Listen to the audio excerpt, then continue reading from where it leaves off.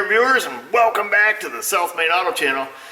So in this video, we're going to take a look at how to identify a fuel pressure loss on a return type fuel system. And by that I mean when you bring a vehicle in that has drivability problems that lead you to checking fuel pressure, and all of a sudden you turn on the key, you see you have fuel pressure, but then all of a sudden you also see that you have a rapid loss of fuel pressure, and now you're up against the problem as to where did that fuel pressure go. It can essentially leak on a return system one of three places. It can be leaking out of fuel pressure regulator. If it's a vacuum controlled style fuel pressure regulator, it can leak out the vacuum hose, or it can leak out the pressure regulator internally and back down the return side. It can also be leaking out of a fuel injector, or it can be leaking back on the pump itself, on the check valve in the pump. So I've got a car here that has a leak, and I'm going to show you how we identify where that leak is.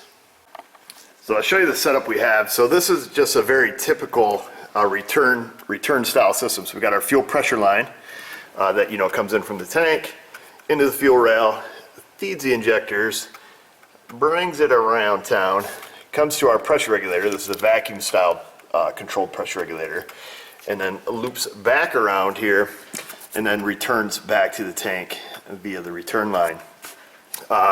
This system does have a Schrader valve, which I did not hook to, which you'll see why in a minute. What we did is we just teed into the fuel pressure, took the fuel pressure line off, put it into our gauge, and then into the pressurized fuel rail. So what we'll do on this car, and the reason we're checking this car is because it has a nasty misfire. This car's been sitting for about 5 years. Long story short, we got it running. That's a totally different story. And the car smokes like a freight train, and it runs extremely poorly, and it runs extremely rich.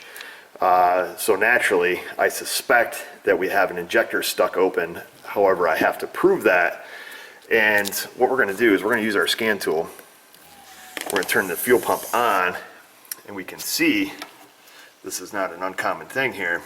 So we've got fuel pressure about 40 pounds ish, but the big problem is it does not hold fuel pressure, and that is the purpose of this video. So basically we have to figure out where the pressure loss is, and like I mentioned, the three spots that it can leak are, number one, it can be, just spraying right out of the injectors. It's a pretty rapid pressure loss, to be honest with you. For that, at least you would, suspect that. It can be leaking back out the pressure line and back to the tank. The fuel pump should have a check valve in it that maintains pressure. We could have a faulty fuel pressure regulator, internally and externally, and that's what we'll check right now, because that is the simplest thing to do. Is we'll unhook this vacuum line, get it unhooked, and that line appears to be dry, but we'll simply kick on the pump, go back there and see if it's leaking, and it's not. So that's a quick and easy test. We know it's not leaking out of the vacuum side of the pressure regulator. So what we have to do now is isolate the return side of the system.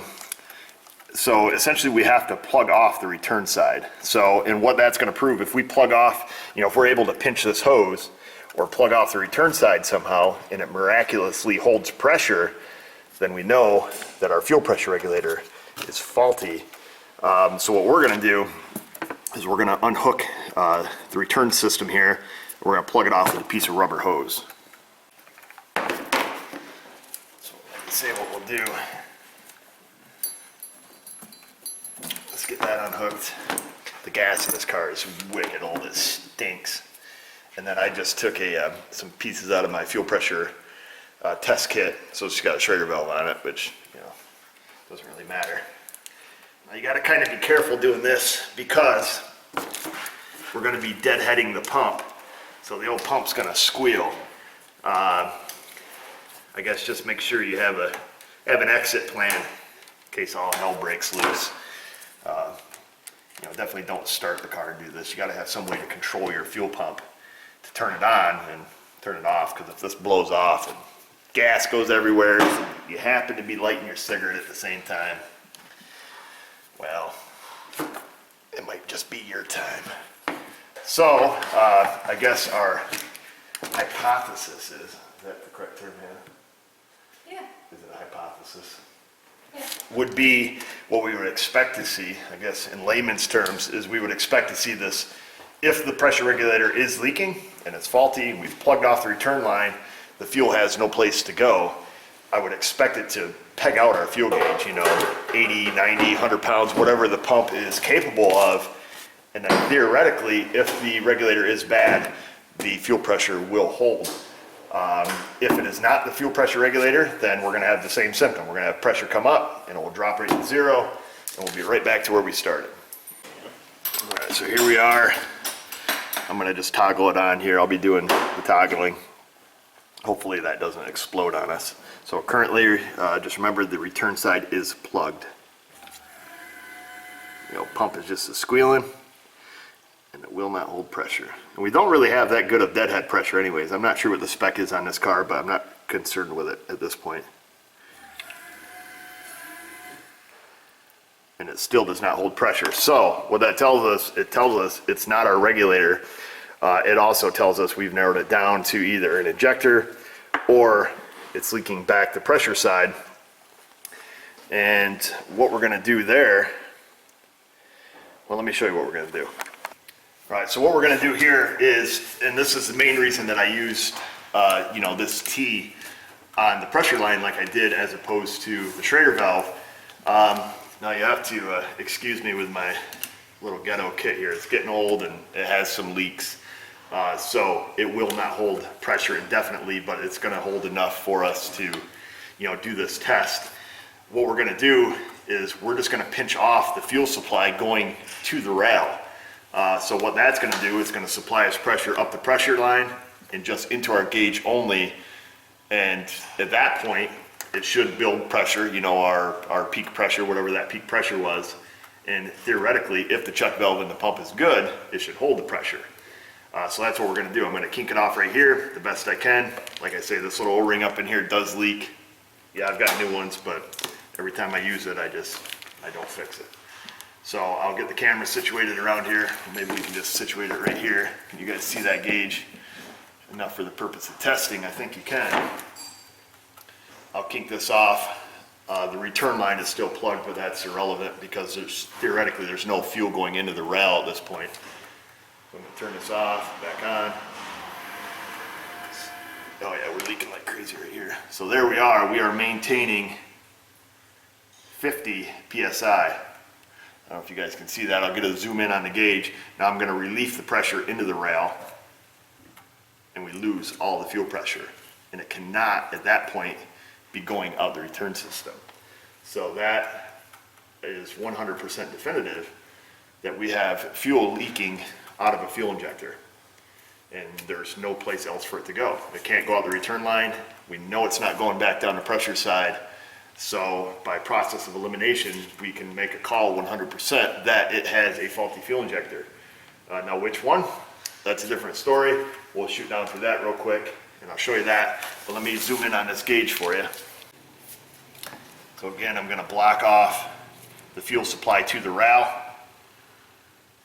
I'll turn that on and you can see that we can easily maintain 60 PSI just in the supply side. So we know the pump is good in the sense that it can hold fuel pressure, not in the sense that it's the correct pressure, but it can hold. We know the return side's good, but we also know that we have a bad injector. All right, so we'll get our equipment off here, and we've turned that fuel pump on numerous times, obviously, while we were testing. So I suspect that whatever cylinder it is severely flooded and may have locked the engine up again. This engine, after we fixed the no-com issue and all that stuff, this engine was locked up tight and it was hydrolocked. I don't know if I mentioned that in the video, but being a North Star, you don't get too surprised when you see one that's hydrolocked. Just assumed it was antifreeze, but this thing is running crazy rich. Stinks. I'm hoping that we can show the faulty injector and isolate it, pick the cylinder, and make a choice. Now, probably the next step that you could do, I guess the injector can be faulty in two ways.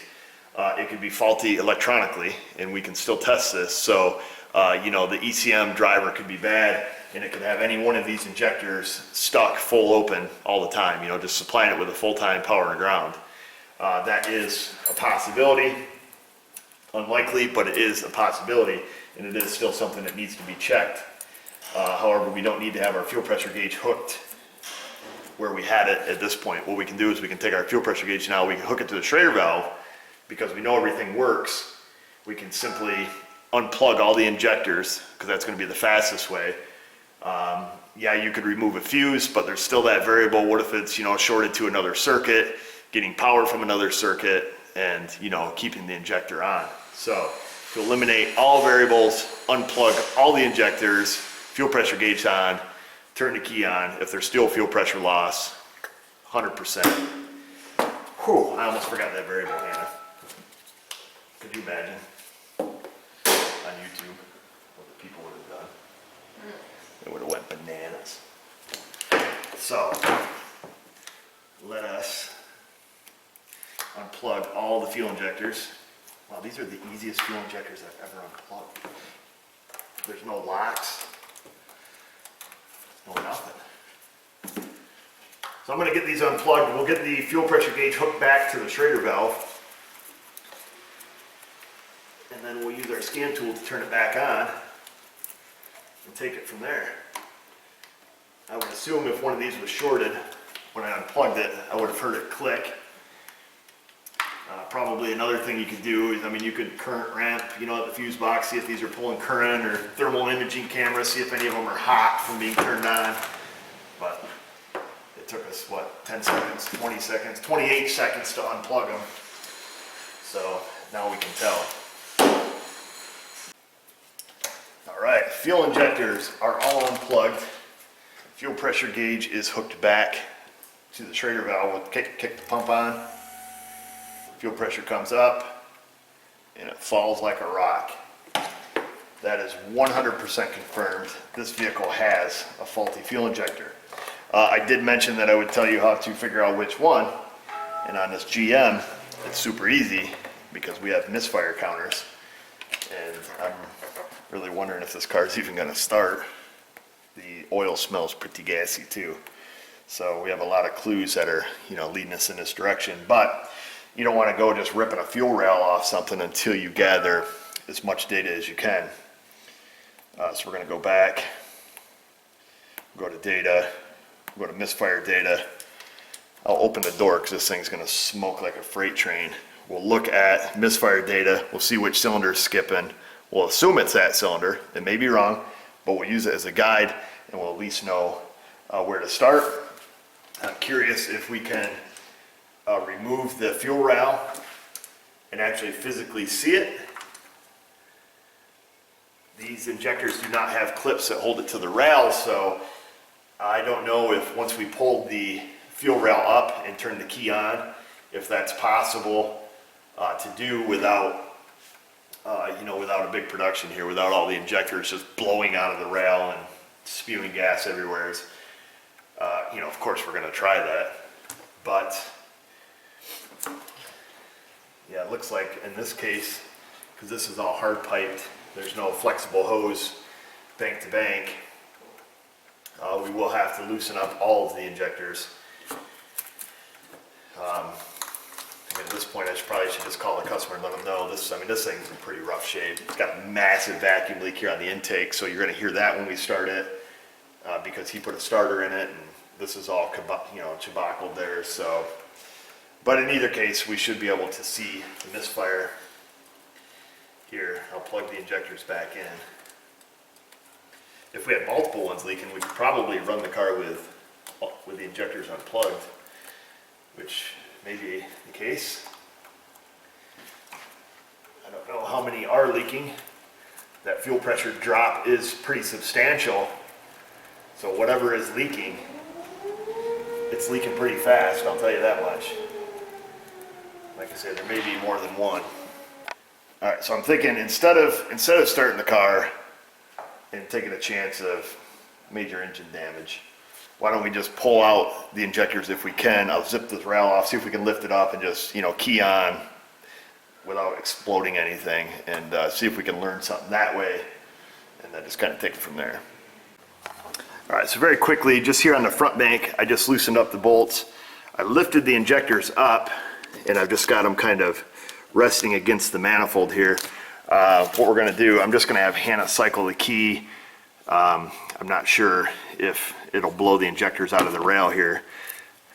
We still have, 50 pounds of force against it, or 40.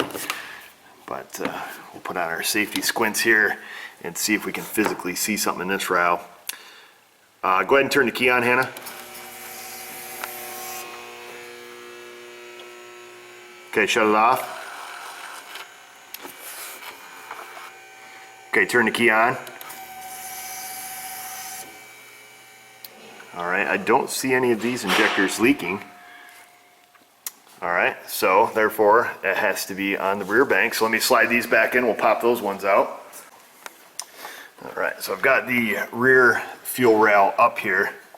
It's kind of a difficult one to see. I guess what we'll do, we'll just kind of look at them, see if we can just look at these one at a time perhaps. So we cycle the key. I mean, the leak's got to be back here. I see a little gas drip out of this first injector. So maybe, let's see, let me get you guys focused on there. It's probably that one. I think that gas is already dripping out of it. Just wiggling the rail around here. Get to where we can all see. Let's see. Can you guys see the bottom of that injector? We can. All right, go ahead and turn the key on, Hannah. Holy crap, biscuit! Shut her down! Wow. And it's still spraying and now dripping. Well, I don't think we're gonna bother. I'm just gonna check. That was pretty epic. And there's freaking gas everywhere now. I just want to see if any of the other ones are drizzling, so we don't have to cycle that key too much. That cylinder's gonna be full. No, none of the other ones look like they're dripping. Wow, no wonder that pressure loss was so substantial. Well, I guess that's it, folks. Well, there you have it, folks. That's it. I'm not sure what the guy's going to do with this Caddy. I mean, it runs awful. For all we know, that cylinder could be hydrolocked at this point, and have been a rod. Who knows? I mean, it smokes. There's no coolant in it. It's been sitting for years. I don't know the whole story behind it or why he got it or what the case is. The interior is all ripped to pieces. That's neither here nor there. I wanted to use this opportunity to make a video on one that did not have fuel pressure, so we could use deductive reasoning, I guess, to go down through and figure out where is it. Pump, injectors, return line, how do I know? Do we just guess and put a pump in it? Is it the injectors? Is the driver shorted? What method do we use? And you can see on this one, you kind of got to finagle your gauge around in there. You can hook it up and, figure it out. You can do this on a returnless system too. It's a little bit different. Obviously at that point, it can only be returning back to the tank or out the injectors. So it's a little quicker to figure out on those. And use pretty much the same method. You got to pressurize the system and see which side of it has the leak, and kind of move on from there. I've seen leaky injectors in my day. I've seen them drip. I've seen them spray. I don't even know the descriptive word that I could use for that injector. That is the worst I've ever seen. That thing is just like a straight up spray. I'd be kind of curious, if we ever, if we junked the thing, if we could take that injector and just look at the bottom of it and see what it is. I mean, it still had nozzles, because when it quit spraying, you could see it leaking out of, like 4 individual orifices. But I didn't know an injector had an ability to flow that much volume that quickly. So that's pretty wild. I've got to let the car sit here for a while. We got to bar the engine over by hand to get the gas off the top of the piston, I guess, and park it outside. it's up to him now. I'm not sure what's going to happen. So we'll leave it at that. And I hope you guys learned something. Leave your questions, comments, concerns down in the comment box below so we can all see them and start our conversation there. Check us out on Google Plus and Facebook. Subscribe to our channel. Make sure you click the little notification bell so you can stay notified when the SMA rolls out a video, and get that in your email inbox or on your smartphone, I guess. Just remember, viewers, if I can do it, you can do it. Thanks for watching.